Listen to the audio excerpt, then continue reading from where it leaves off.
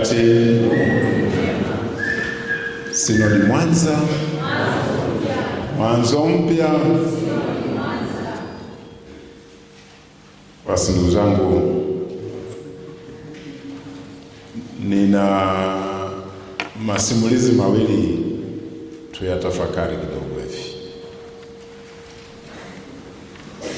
Mahali pamoja mambo yalikuwa yanadorora, parokia inaanguka. Ilivyokuwa inaanguka parokia, sababu zikawa nyingi.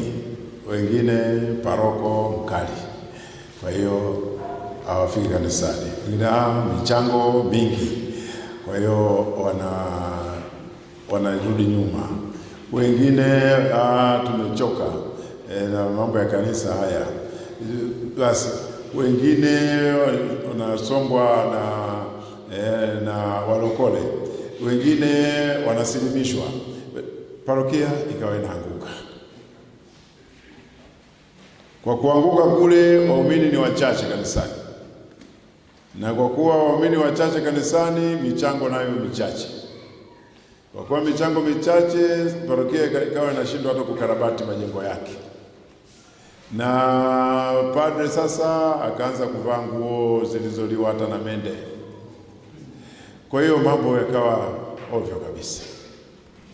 Mama mmoja pale akawa na tafakari yeye peke yake, kama mambo haya yanakwenda hivi, mimi nitatoa mchango gani? Mimi nimebatizwa, mimi nimepata kipa imara, lakini nipo katika parokia inayoporomoka, nifanye nini? Yule mama akasema, ngoja na mimi nifanye kitu fulani, huenda nitatoa mchango kwa sababu ninawajibika kama Mkristo. Kwa hiyo yule mama akaanza kuzunguka kwa vijana, anawashawishi vijana, vijana tusali, kama tuna matatizo ya michango, sijui kuna matatizo ya paroko, sijui kuna matatizo gani. Hayo mambo ni ya sisi wanadamu. Kushindwa kwenda kanisani ni kumzilia Mungu. Sasa sisi tuna mizozo yetu ya kibinadamu, tunamzilia Mungu jambo lake. Hivi hapo tunafanya vyema? Ya vijana, twende tukasali, kwa sababu ukisali ungali kijana ukafanikiwa, yale mafanikio yako utayafaidi kwa muda mrefu. Kama umemwomba Mungu labda ungali kijana upate nyumba ukaweza kujenga, ile nyumba itakaa muda mrefu sana.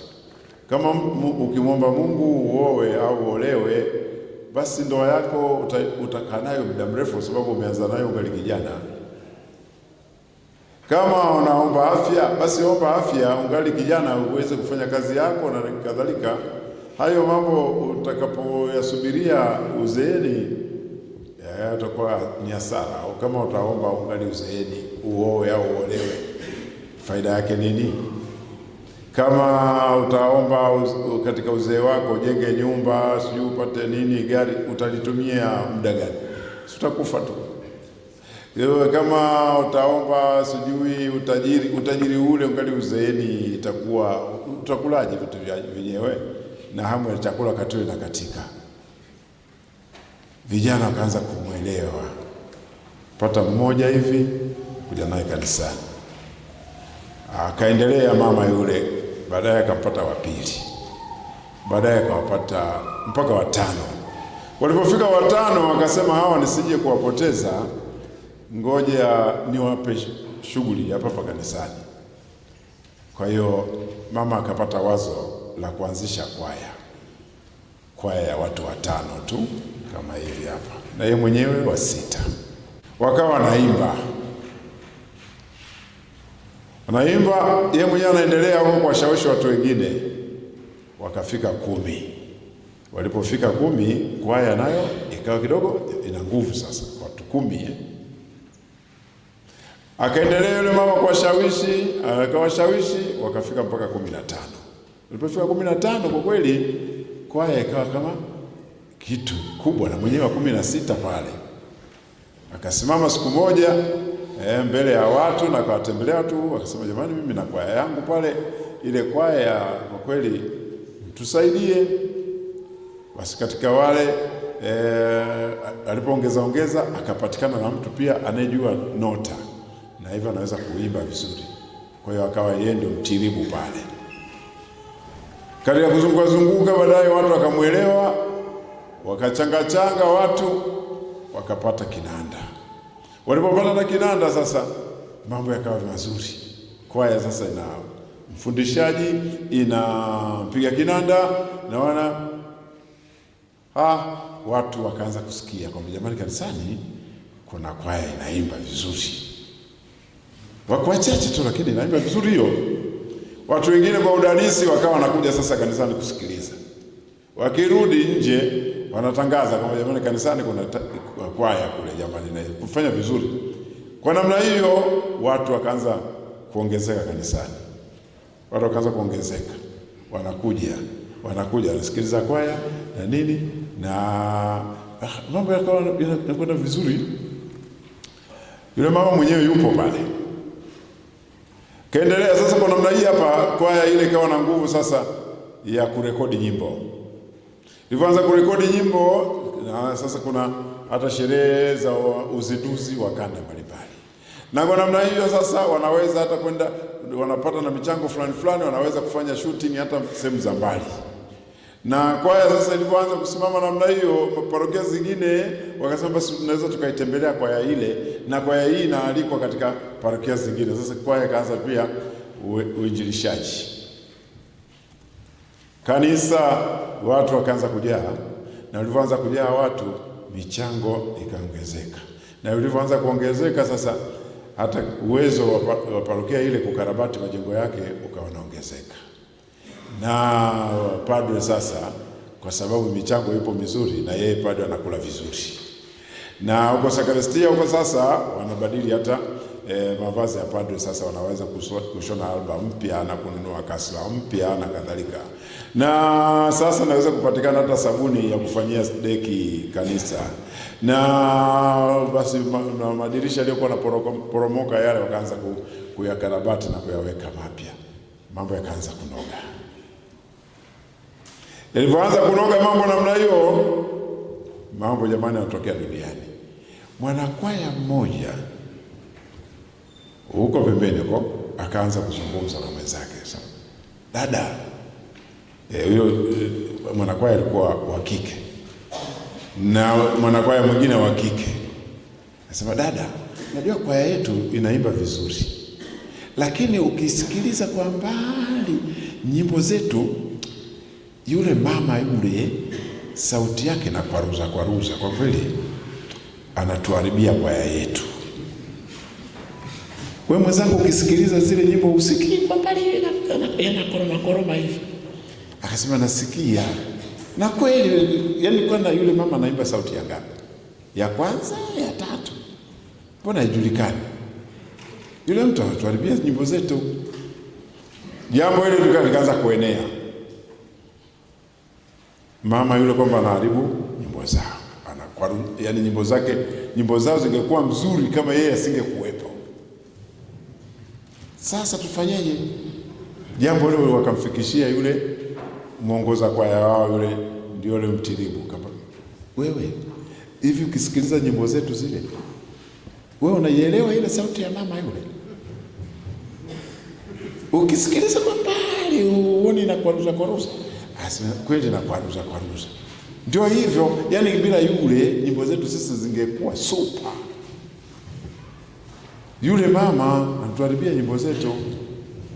Sasa sema kwa kweli yule mama tumfukuze kwenye kwaya. Fukuze kwenye kwaya ndio. Tusicheke na kima, tutavuna mabua hapa. Jambo hili hapa tuzibe ufa sasa hivi hapa. Kwaya yetu kweli sisi tunaona tunaacha muda mwingi kuja kwenye kwaya, mazoezi. Sasa mtu mmoja tu anatuharibia nyimbo zetu. Tumfukuze. Yule mtiribu wa kwaya akaogopa. Akifikiria habari ya yule mama, na akimwangalia, tumlipushie bomu la namna hii kweli huyu mama? Akaogopa. Alipoogopa akamwendea katekista. Katekista, wanakwaya wana tatizo. Tatizo gani? Tatizo lao nyimbo zao zinaharibiwa na yule mama. Hivi wewe katekista, ukisikiliza vizuri zile nyimbo unaielewa ile sauti, kuna sauti fulani hivi inatokea ile. Wakati mwingine anakoa yule mama yule. Tatizo hilo tu. Sasa basi wewe katekista, kwa mamlaka yako mfukuze. Katekista akasema, mfukuze mimi? Katekista akaogopa. Akamwendea paroko. Paroko, wanakwaya na tatizo. Tatizo gani? Tatizo lao yule mama yule anaharibu nyimbo zao yule. Yaani vijana kisi, unaona wewe paroko wanavyojitahidi, wale vijana wanaacha shughuli zao, wanakuja kwenye mazoezi, mazoezi ya muda mrefu sana. Sasa wanapoimba yule mama mara nimwingilia kati, mara amekooa, mara nini, unaona? Na kwa kazi kubwa. Sasa kuheshimu kazi ya vijana, wanaomba umfukuze yule mama. Paroko akafikiria, akaona hili jambo yeye hawezi kushindwa. Akasema sawa, ngoja tumtumie mama ujumbe. Akamtumia mama ujumbe afike, sijui kwa Jumatano, sijui Juma ngapi, mama unahitajika katika ofisi ya paroko saa 3 asubuhi.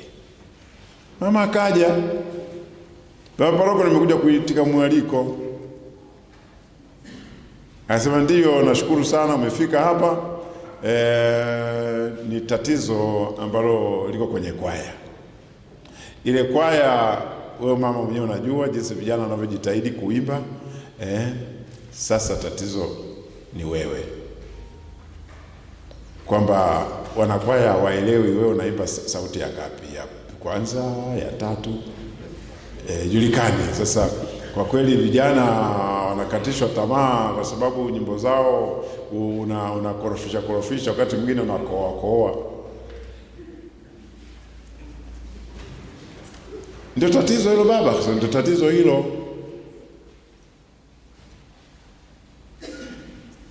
Ndio hilo. Sasa mimi nimekuita hapa kwa mamlaka yangu ya kiparoko na kufukuza kwenye kwaya. Mama kainama hivi, baba ananifukuza mimi kwenye kwaya kwa sababu hiyo ya sauti tu. Akasema, kwani wewe unaona shauri dogo hilo? Wewe unafikiri shauri dogo hilo? Vijana wanakuja hapa wanafanya mazoezi kila siku alafu wewe unakuja kuharibu mwishoni. Wewe unafikiri dogo hilo? Mama kainama hivi. Mama akainuka akamuuliza paroko, baba paroko, kwani watu waliokuja kunishtaki mimi kwamba naharibu nyimbo zao wangapi? Akasema watu kama 6 hivi wamekuja hapa. Mama kainama hivi. Baadaye akasema, baba paroko, mimi wamenijia watu 30 wakisema kwamba paroko wetu hajui kuhubiri.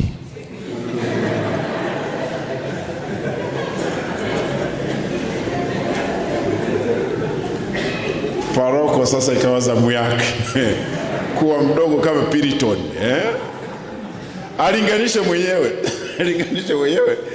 Yeye ameshtakiwa na watu 6, paroko watu 30. Paroko akawa hivi. Mama ndio akapata nguvu, akamwambia, sikiliza baba paroko, acha kusikiliza maneno ya watu, tuitende kazi ya Mungu. Alimwambia paroko aache kusikiliza nini? Iendelee kazi ya nani? Ya Mungu. Naona bwana. Paroko Afanye mwenyewe hesabu za kubwa kuliko 30 alinganishe kwa 6. Sasa tuache kazi ya Mungu kwa sababu ya kushtakiwa? Kama ni kushtakiwa, basi paroko aondoke.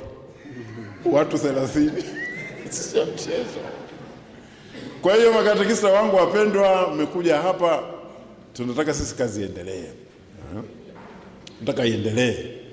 Kama kuna nini huko, sisi tunaacha kusikiliza maneno ya watu, kazi ya Mungu iendelee. Ndio hicho tunachotaka kufanya. Kwa hiyo hapa tutakaa leo, kesho na nini, tutazungumza. Jamani, kazi yetu tunayotaka iendelee ni hii. Tunataka kazi yetu iendelee ni hii, lakini hali halisi ni hii. Naona tujipange vipi? Ndio maana hapa tunataka tuwe wenyewe tu tujipange. Hapa tunataka tukae wenyewe peke yetu, tuangalie hali yetu ilivyo, tujipange, tusonge mbele. Na njiani humo basi tutakuwa tunapata fursa. Hapa tunakuja hapa sio kusema wewe umeshtakiwa na watu 6 na yule watu 30. Hayo sisi tunayafuta hayo. Tunataka tutiane moyo hapa, tuitende kazi ya Mungu bwana. Kazi ya Mungu hii ni kubwa. Mfano wangu wa pili kwa maingilio haya ni habari za panya. Mnawafahamu panya? Panya bwana, lazima watafune kitu. Wakitafuna kitu ndio meno yao yale yanakuwa yanakaa vizuri. Wasipotafuna kitu chochote kile wakiwa na njaa, meno yanakuwa marefu. Alafu wanakufa kwa sababu ya meno kumzidi. Unaona? Kwa hiyo panya lazima ale kitu tu. Yaani kama hana chakula, hata mbao atatafuna, hata nguo atatafuna. Yaani meno yale lazima adhibiti kwa kutafuna vitu. Sasa sehemu fulani, nchi fulani hivi, panya wakawa wamekula na vyakula wamekula vya nchi ile. Kwa kweli kawa imeingia njaa. Ilipoingia njaa, mzee mmoja akashtukia. Aliposhtukia mzee mmoja wa panya wale, akaona bado umebaki muhogo mmoja. Akamwambia, jamani panya, huu muhogo tusile. Mimi nimepata habari kwa ng'ambo ya mto kuna chakula. Ng'ambo ya mto kuna chakula. Huu muhogo mkubwa uliobaki huu tuuchonge uwe mtumbwi. Tujipakie twende ng'ambo. Wakasema kweli. Ile wazo zuri. Wakamwita fundi wa kuchonga mtumbwi. Chonga mtumbwi wa muhogo. Vipande vile wanakula. Baki mtumbwi ule sasa wa muhogo. Siku wasema sasa, jamani tuingie kwenye mtumbwi tujivushe, huku tutakufa. Mzee yule akasimama tena akamwambia, jamani, naona sote tuna njaa. Tunasafiri kwenye mtumbwi wa muhogo. Tafadhalini sana, asiwepo panya wa kula muhogo. Tutakufa. Mmeelewa? Ndio. Haya, wamejipakia panya wengi, wote wana njaa, wamekalia mtumbwi wa muhogo. Yule nahodha ametia upondo pale, amegeuza vizuri, safari inaanza kuvuka mto. Panya wamejaa humo, wote wana matumaini ya kufika ng'ambo kwenye vyakula. Wamekwenda. Panya mmoja sasa, njaa imezidi, lakini nikitafuna hapa nilipo hapa, si hawataniona. Kwa hiyo akainama akaanza kutafuna pale. Kumbe akili hiyo na mwingine imempata pale, akili ya kutafuna pale alivyokaa pale, kwa sababu hawaoni watu. Anakalia kwenye makalio ashakumsimatusi, anatafuna pale. Kona ile kuna mwingine na yeye akili hiyo, watu wako kimya, kumbe wanatafuna. Wamekwenda karibu na katikati ya mto, wameona maji. Mbona maji yanaingia kwenye mtumbwi? Basi mwekeni mtu wa kuchota maji atoe nje. Anachota maji na bakuli, maji yanaongezeka. Maji, jamani vipi? Walifika mbali. Na kuambia mtumbwi umejaa maji, ukazama. Wakafa panya wote. Waliotafuna pamoja na wale wenye busara wakafa wote. Mtumbwi wa nini huo jamani? Sisi makatekista, mapadre na nani, sisi tunasafiri. Sisi tumewaambia watu tunakwenda ng'ambo, tunakwenda kupata uzima milele, sio jamani? Lakini tunaposafiri hapa tumekalia mtumbwi wa muogo. Huu mtumbwi huu, wewe katekista ukisema hapa nilipo mimi hapa, si Sumve tu kwani ataniona wewe? Akili hiyo inaweza kumpata mtu mwingine wa sijui wa wapi huko kabila huko, na yeye na padre wa Misungwi na yeye na paroko sijui wa Kirumba na yeye. Unaona jamani, hatutafika mbali. Watakufa waliotafuna pamoja na wasiotafuna. Ndio hivyo. Kwa hiyo hii ni kazi ya kushikana mikono hapa. Hii kazi ya kushikana mikono na ni kazi ya kutosha. Nafikiri mnafahamu jinsi kanisa letu lilivyojipanga. Kanisa letu limejipanga, kuna Baba Mtakatifu aliangalia kanisa lote. Aliangalia kanisa lote. Alafu baadaye kanisa lile likagawanya vipande, ndio akakabidhiwa maaskofu. Wewe angalia hapa, wewe angalia hapa. Ndio maaskofu wanavyokuja hivyo.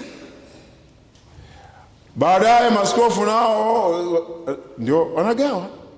Wewe shika parokia hii hapa, wewe shika parokia hii hapa, na parokia hivyo hivyo. Jamani, wewe katekista shika kigango hiki hapa, wewe shika kigango hiki hapa, na wewe katekista hivyo ni jumuiya shika hapa, wewe shika hapa, na wewe shika hapa. Unaona? Na wewe jumuiya pale, wewe familia. Unaona tunavyokwenda? Na ndani ya familia, wewe ni baba, wewe baba, na wewe mama. Mwisho vizuri. Ndio tulivyojipanga. Na kazi hii sio ya masiara, sio masiara. Baba Mtakatifu yule, ngoja hapa niwadokeze. Baba Mtakatifu anapokufa, jambo la kwanza kabisa ni kuhakikisha kama kweli amekufa. Wanamwita kwa jina lake mara 3. Kwa mfano Baba Mtakatifu labda alikuwa jina lake sijui alikuwa labda Martin. Hospitalini daktari wanasema huyu amekufa. Bado kanisa watakuja watu viongozi wa kanisa pale, pamoja na kwamba daktari wamesema kwamba amekufa, watu wa kanisa wakifika pale wanamuita Martini, Martini, Martini. Wakiona kimya, ndio kanisa nasema kweli huyu mtu amekufa.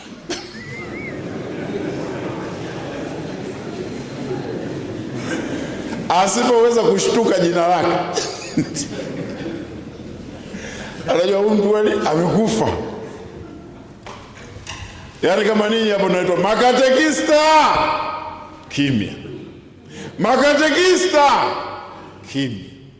Makatekista, wamekufa. Amekufa. Kwa hiyo hapa tumekuja tuwaite mara 3. Makatekista, makatekista, makatekista. Hapo ndio hapa.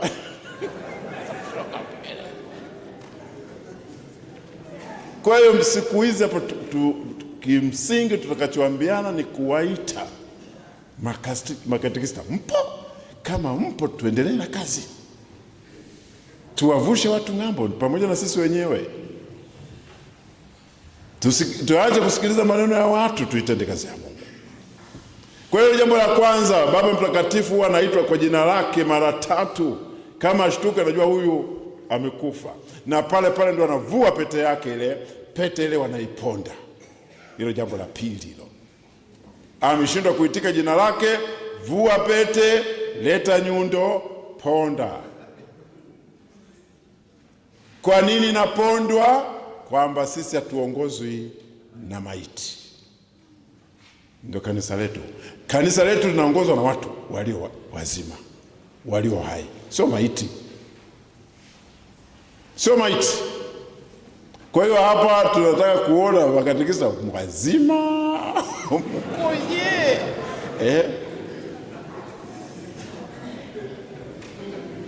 Ndio. Alafu Baba Mtakatifu ule akisha mchakato yote imekwisha malizika na nini, anaulizwa, wewe sasa ni mzima, tumekuchagua wewe hapa, utatuongoza wenzio kwa fadhila za nani? Utatuongoza wenzio kwa fadhila za nani? Kazi yetu ni kubwa, tunataka kukabidhi hapa, utatuongoza kwa fadhila za nani? Ndio pale anasema, mimi nitawaongoza kwa fadhila za Mtakatifu Benedikto, niwafundishe Wakristo wote sala na kazi. Akisema hivyo, kama unamchagua Benedikto, kuna wenzako huko nyuma huko katika mfululizo wa mababa watakatifu, maana sasa hivi ni wa 267 huko. Katika mfululizo huo walikuwepo wengine waliompenda Benedikto 15. Kwa hiyo wewe ni Benedikto wa, naona jina linavyokuja, naona jina linavyokuja. Anasema mimi nataka niwaongoza ninyi wenzangu hapo, Wakristo wote nitawaongoza mimi kwa kuwatumia watakatifu wawili. Nataka nitumie fadhila za Yohane na Paulo. Kwa hiyo anaitwa nani huyu? Naona ila kama mnamchagua huyo, basi alikuwepo mtu mwingine aliwachagua watakatifu hawa wawili kabla yako, mmoja aliwachagua hawa. Kwa hiyo wewe ni Yohane Paulo wa pili. Naona ninavyokwenda. Wakati kati hapo mmoja akasema, mimi nataka niwafundishe watu unyenyekevu wa Francis. Huyu mbona hajachaguliwa na mtu yeyote? Sasa basi mimi ndo nampenda huyo. Ndio maana yule akawa anaitwa tu Francis, sio wa kwanza wala wa pili, kwa sababu yeye ndio anaanza. Kama angekuwepo mwingine huko angekuwa labda wa pili. Na sasa hivi kwa sababu hatujui kama atakuwepo wa pili huko mbele, ndio maana yeye amebaki tu hapo Francis. Atakaye thubutu mwingine kusema mimi nitaongoza watu kwa unyenyekevu wa Francis, ndio atakuwa Francis wa pili. Huyu wa sasa alivyoulizwa akasema, mimi nalipokea kanisa wakati wa matatizo makubwa. Nalipokea kanisa katika matatizo makubwa. Kuna migogoro ya wafanyakazi, kuna mambo ya utandawazi, kuna nini, vitu vingi sana. Sasa mimi naujua mfululizo wa watu waliopambana na matatizo ya wakati wao kama simba. Kwa hiyo mimi niiteni leo. Niiteni leo mimi simba. Wewe simba. Basi wenzako walimchagua huyo simba wako huyo 13. Kwa hiyo wewe ni leo wa, mnanielewa ndugu zangu hapo?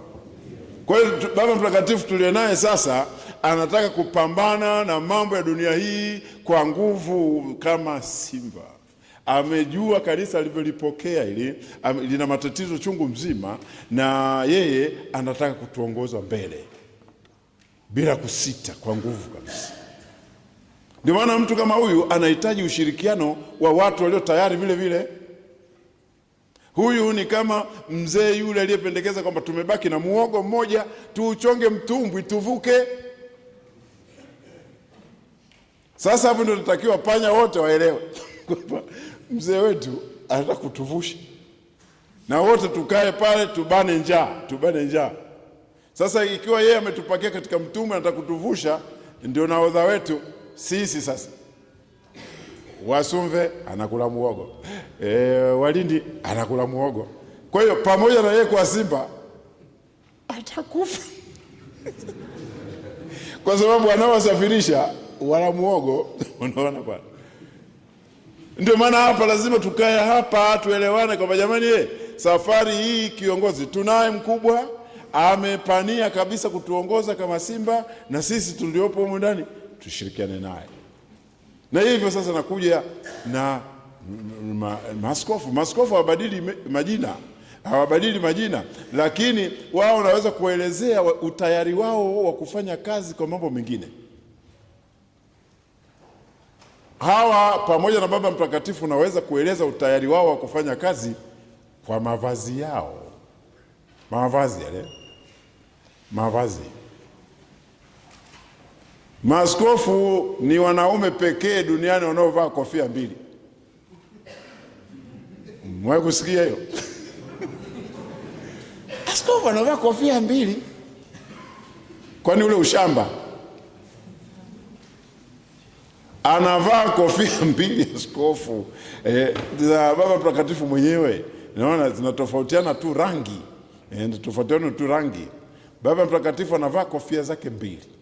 Kuna ile ndogo na ile kubwa.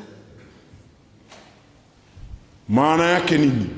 Ile ndogo ile uitazame hapa Baba Askofu anaposhiriki.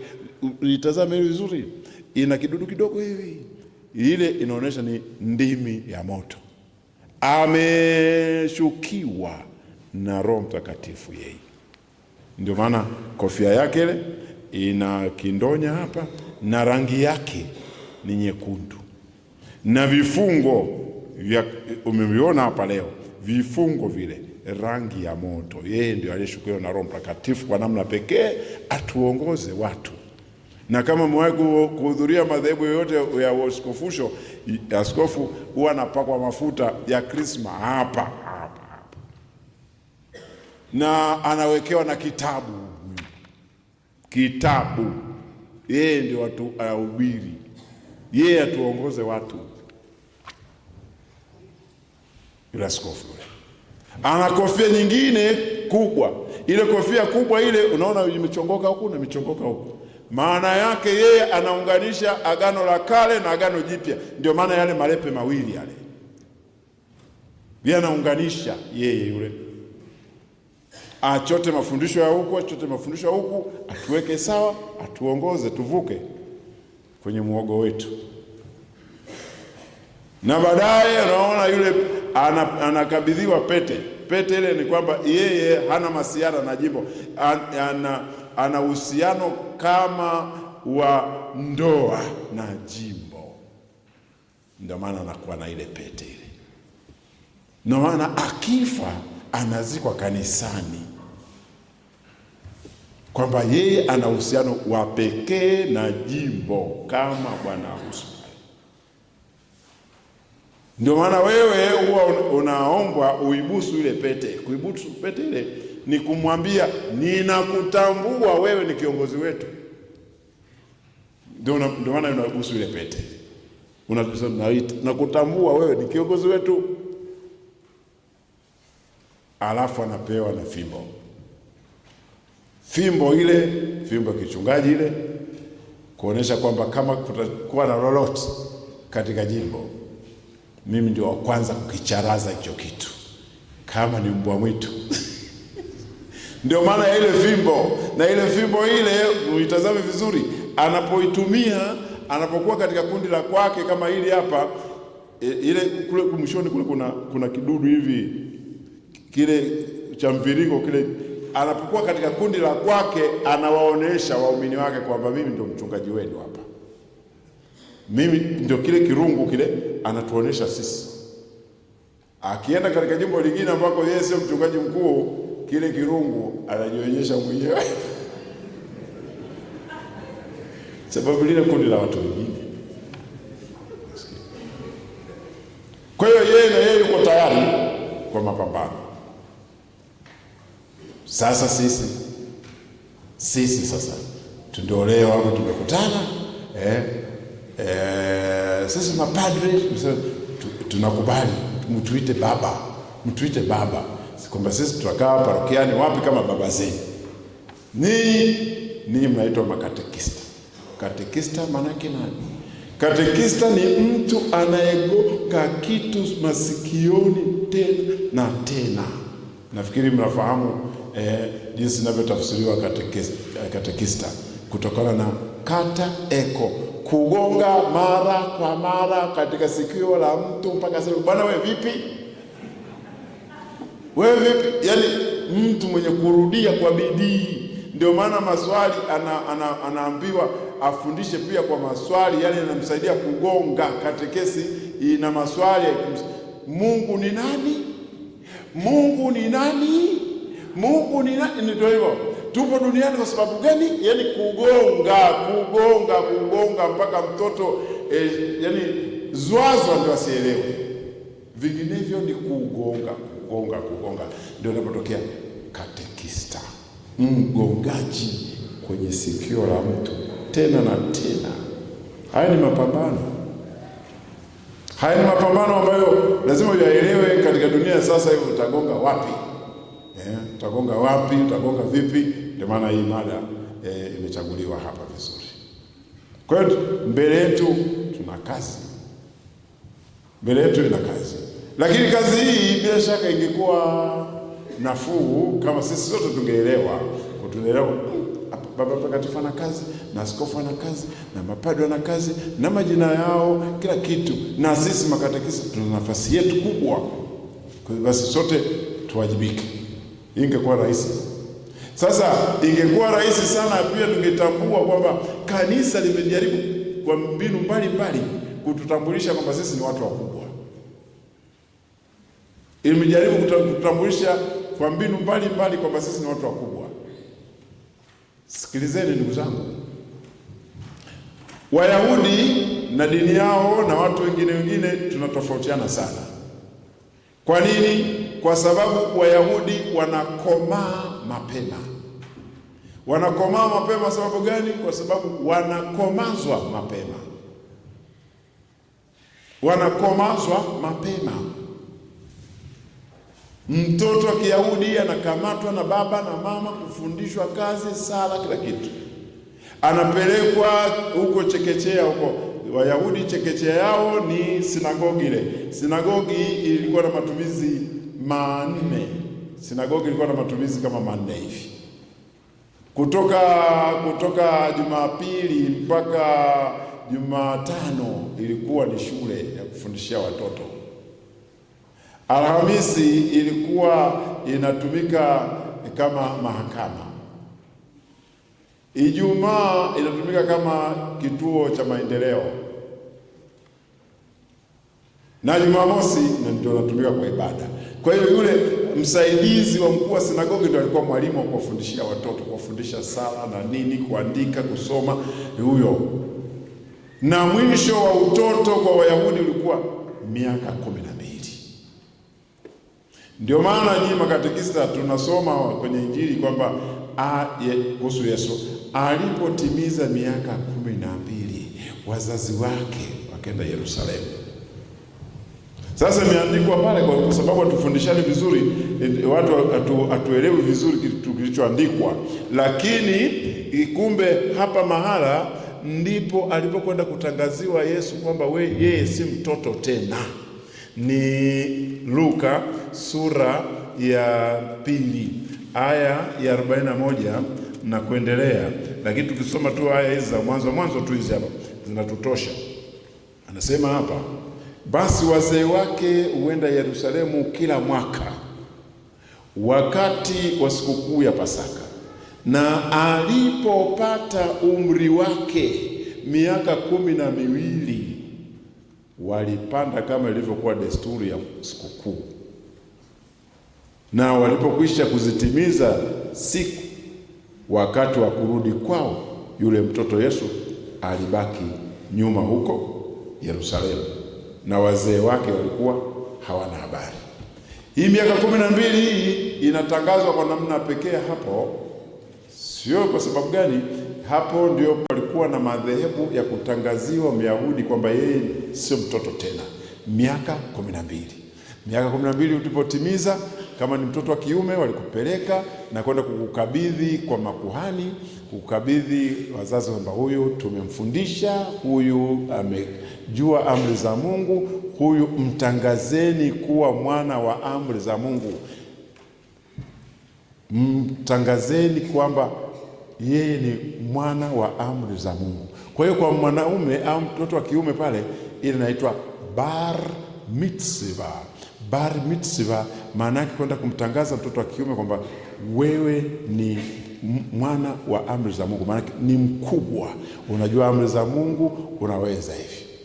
Binti yule alipotimiza miaka 12 ndio alikwenda kutangazwa pale kwamba na yeye ni mkubwa. Sasa kutangazwa binti kwamba ni mkubwa inaitwa bath mitzvah. Bath mitzvah, anatangazwa kwamba wewe ni binti wa amri za Mungu. Sasa sikilizeni wapendwa wa makatekista.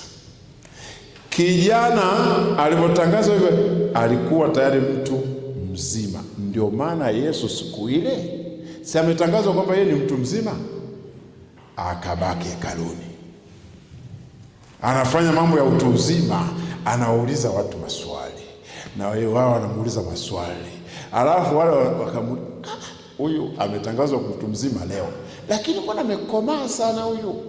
Maana majibu yale aliyokuwa anatoa yale sio sawa na watoto wengine waliokuwa wanatangazwa.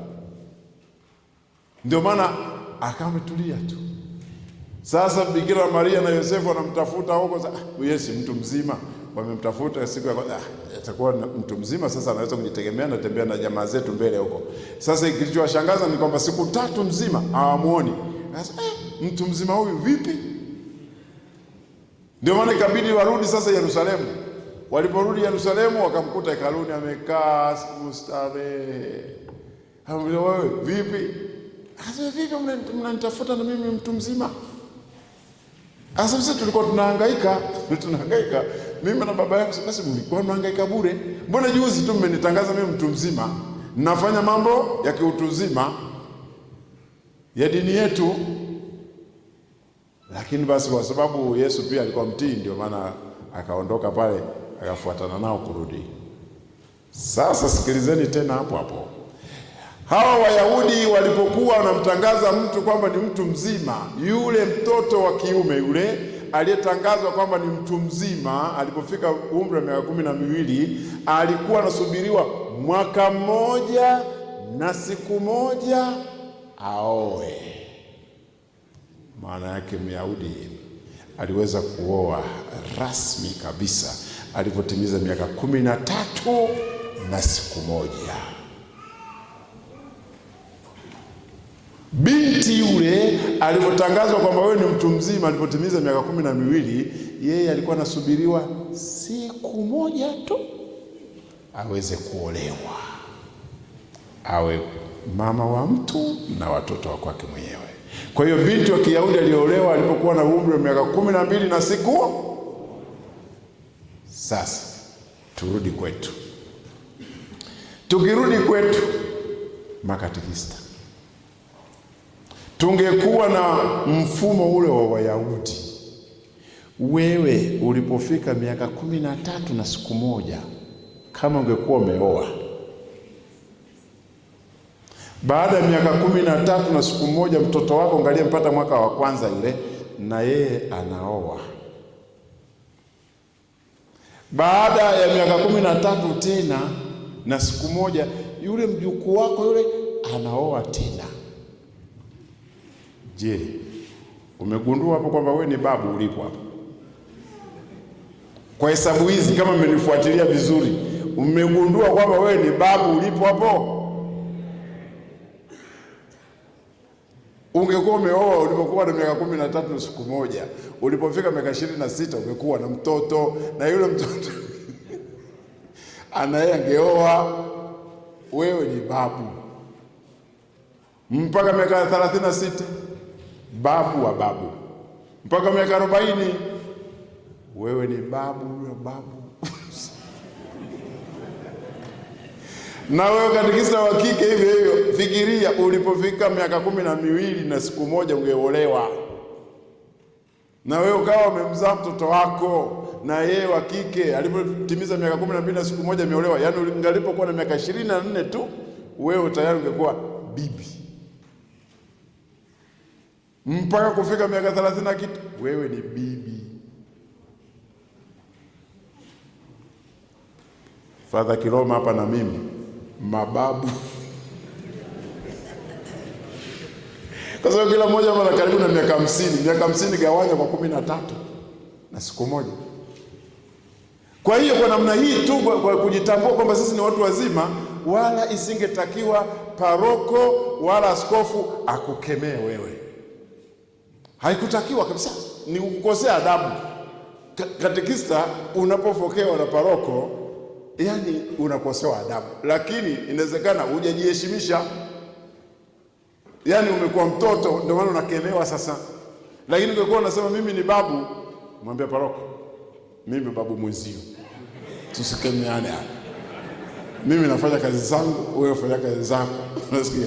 Na tuache kusikiliza maneno ya watu, tufanye gani? Unaona? Lakini tunaweza tukakemewa kwa sababu hatujajitambua kwamba sisi ni watu wazima, tena mababu. Katekista ugombezwe na paroko kweli? Ni aibu. Ni aibu. Mtu mzima fokewa, alafu unaenda kufokea watu shuleni. Mbona aibu? Mbona aibu? Kwa hiyo kama tungekuwa na mfumo huu, tusingejisikia vijana na kufanya mambo ya kiuniuni. Tusingefanya kama tungekuwa tunaielewa huu wa kibiblia. Lakini zaidi ya hayo, vingine hata kama tungejielewa Kikristo, kama tungejielewa tu Kikristo, tusingekuwa tunakemewa. Unajua sisi kanisa letu tunafikiri sijui tumekosea au vipi. Kuna siku unapotambulishwa kwamba wewe ni mtu mzima. Kuna siku unapotambulishwa kwamba wewe ni mtu mzima. Ni siku ya kipaimara ile. Siku ya ubatizo kweli basi. Lakini siku ya kipaimara ile ni siku unapotangaziwa kwamba wewe ni askari, wewe ni mtu wa maana wa kulitetea kanisa, wewe ni mtu wa kulilinda kanisa. Siku maana ile sakramenti inaitwa kipaimara, na sisi tunaifundisha sisi wenyewe. Roho Mtakatifu yule wa kututia nguvu ya kuwa askari wa kutuimarisha. Lakini ile siku tunaikosea. Ile siku tunaikosea. Nimewaambia maaskofu, hata angekuwepo askofu hapa leo, angekaa hapa ningemwambia, baba, narudia mfano wangu. Niwaambia maaskofu siku moja kwamba mimi ningekuwa askofu mwenzenu, kipaimara ningeboresha, ili kipaimara imwambie mtu yule muimarishwa kwamba yeye ni mtu mzima. Nimwambia ile ishara mnayoiweka ile ya kumtangazia kwamba mtu huyu ni askari, ile haitoshi. Nyinyi mlielewa siku ya kipaimara eti askofu alivyokufanya hivi, alivyokupiga kofi hivi kwamba alikwambia wewe askari, ulielewa? Hapa ndio tunapokosea hapa ndio tunapokosea. Kikofi kile hakitoshi. Kile kikofi hakitoshi. Vijana wadogo hivyo wameelewa kweli kwamba huyu askari wa kulinda dini yetu sisi? Ameelewa kweli? Ndio mimi nawaambia, mimi ningekuwa askofu mwenzenu siku ya kipaimara, ningemwambia muimarisha, simama vizuri. Na msimamizi mkamate mtu wako vyema, ni mlambe kofi huyu mtu, ajielewe kwamba ndani ya kanisa sasa tunaanza kumtumaini. Kofi la maana. Au la fimbo ile za Kisukuma zile mgongoni, ni mwashe moja. Toka siku ile ajijue kwamba yeye tunamtumaini katika kanisa. Vinginevyo ndio hivi sasa. Fursa imepita. Imepita. Hatujielewi. Sasa tunakaa tena, wewe ni askari, hajielewi mtu, lakini angelambwa kofi la maana. Paka leo angekuwa na weweseka nalo. Najua kwa mimi natumainiwa katika kanisa Bwana. Naona. Sasa fursa hiyo nayo inapotea, alafu mpaka fursa ya ndoa inapotea pia. Ile fursa ya ndoa ile, watu wanapokuja kupewa sakramenti ya ndoa pale ilikuwa fursa kuambia wewe ni mtu mzima na wewe mtu mzima. Tangazo lile aliendi vizuri lile. Mimi ninakaa chuoni humo nafundisha ndoa zenyewe sifungishi, sina fursa hiyo. Lakini ningekuwa nafungisha ndoa mimi siku ya ndoa, ningemtikisa bibi harusi kwanza. Wewe unajielewa?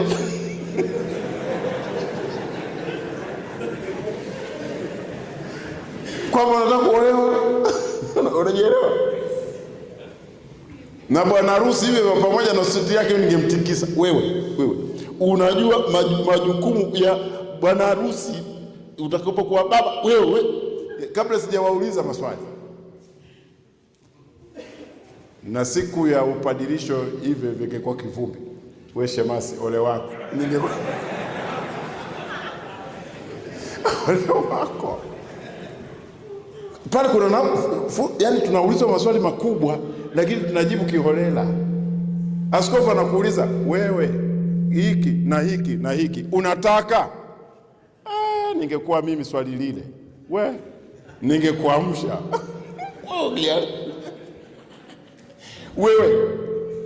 Wewe unasikia? Unataka kweli? Unataka? Siku ile huwa mapadri na mashemasi wanaulizwa mara 3. Yaani kuwakumbusha, yaani igonge humu kwamba kitu ninachotaka kufanya hapa, jukumu ninalotaka ni kubwa. Anaulizwa mara ya kwanza, hili na hili na hili unataka? Sasa maaskofu wa leo mimi naona kama hawaulizi kwa msisitizo. Mimi ningekusimamisha, nisikie siku upadilisho wao, ningekuuliza alafu nikwambia kajibu ungali kule. Mashemasi wote ningepeleka na kuuliza kwa mbali, wewe kitu fulani nataka ujibu, na kuuliza mara pili, lakini jibu lile la kwanza linakuwa kama la dhaifu hivi, nataka. La pili nataka. La tatu ndio anashtuka kidogo, kwa msaada wa Mungu pale panaanguka tena mambo ya kutamshana. Basi ndugu zangu, tupo hapa, sijui ratiba yetu inakwendaje, lakini tumekuja hapa sasa kama tumejitambua wote kwamba ni watu wazima hapa tumekaa, na tuna lengo kubwa kabisa. Tunataka tuifanye kazi ya Mungu. Hata hivyo tunasafiri katika mtumbwi wa muhogo, japokuwa sisi ni watu wazima tena mababu. Sasa tuongelee uinjilishaji. Kazi hii ina jina la uinjilishaji katika mazingira ya sasa. Mazingira ya sasa yenye nini? Yenye Uislamu unaokuwa na kuenea. Ndio hilo sasa, tukae hapa.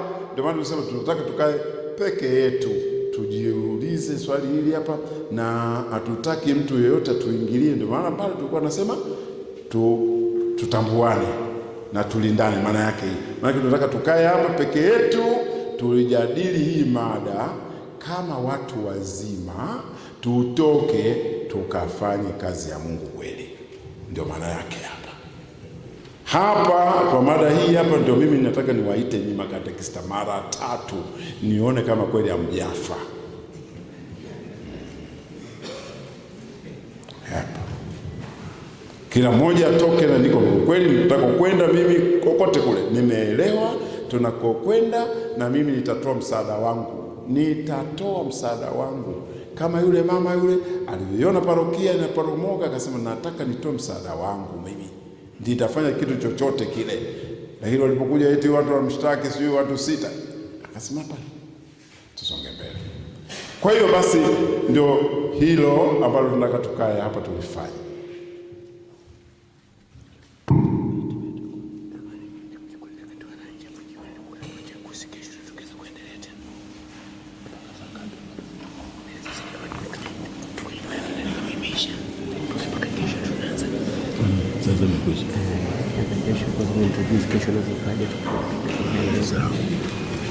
Basi ndugu zangu, muda wenyewe sababu umesonga na mambo mengine mengi ya kufanya, mimi ndio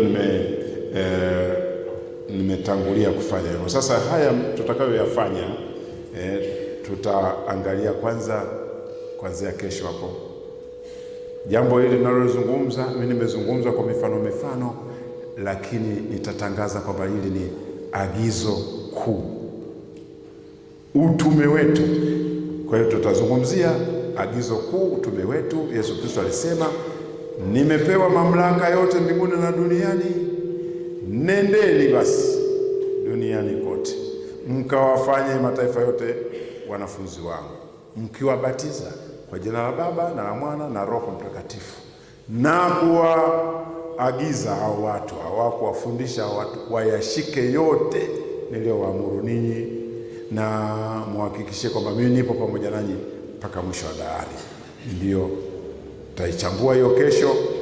Ni Mathayo sura 28 aya 18 mpaka ya 20.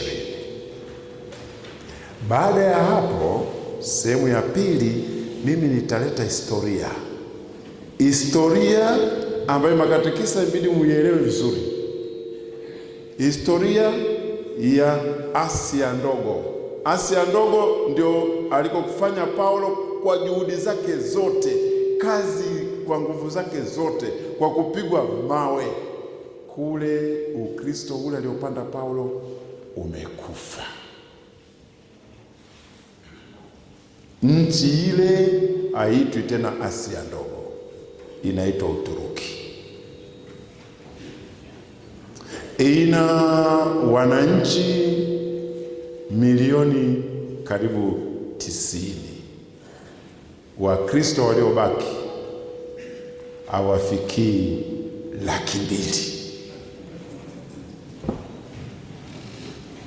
Yaani Wakristo waliobaki katika nchi uliokuwa naisikia, Galatia, Derbe, sijui Efeso, sijui Thessaloniki, huko Ukristo umekwisha. Wakristo wenyewe hawafikii hata 200,000.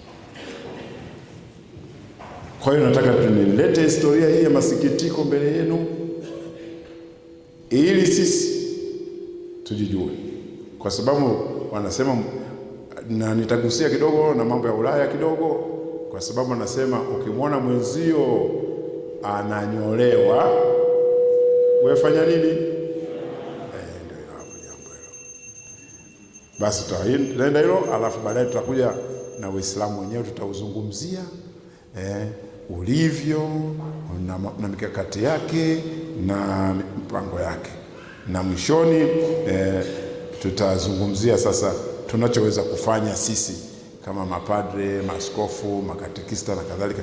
Tutagawana pale majukumu au tutaelezana majukumu. Kwa hiyo mambo hayo tutazungumzia agizo kuu, historia ya kusikitisha ya Asia Ndogo huko, tutakuja hali halisi hapa Tanzania, alafu mipango na hali ya Uislamu, alafu tunachoweza kufanya sisi. Kwa hiyo haya mambo matano ndio nawakaribisheni kuanzia kesho. Mungu ni mwema kila wakati. Asante sana.